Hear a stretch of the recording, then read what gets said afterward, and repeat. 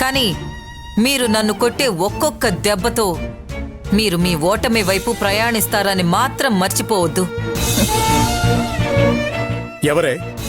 ఎవరే ఓడిపోయేది? ఓటమేంటో తెలియని మనిషిని నేను. మీరెంత గట్టిగా మాట్లాడినా మీ కళ్ళల్లో ఆ భయం కనపడుతూనే ఉంది. రాజాకి అక్షయ్కి పెళ్లి జరిగితే మీకొచ్చే నష్టమేంటో నాకు అర్థం కావడం లేదు. దీని మాటలు విని అనవసరంగా రాజాతో గొడవ పెట్టుకుని మీ గౌరవాన్ని మీరే పోగొట్టుకోకండి. మీ భార్యగా మీకింతకన్నా నేనేం చెప్పలేను. మమ్మీ ఆగో.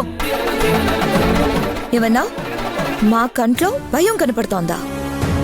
పెళ్లి సంగతి దేవుడెరుగు. ఆ రాజాకి అక్షయ్కి అతి త్వరలో భయం అంటే ఏంటో నేను చూపిస్తాను. ఎందుకన్నావు? మొరిగే కుక్క కరవదు అని ఒక సామెత గుర్తొచ్చిందిలే.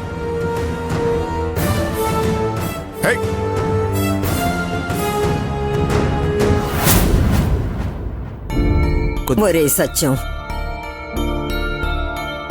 ఆ మోహన్ కొంచెం కూడా ఆలోచించకుండా ఎందుకు ఇలా చేస్తున్నాడో అర్థం కావడం లేదురా. ఈ పంతాలు పట్టింపులు ఇలాగే కొనసాగితే రేపు పెళ్లిలో ఏమవుతుందో అని భయంగా ఉందిరా. నేను దాని గురించి ఆలోచిస్తున్నానమ్మా.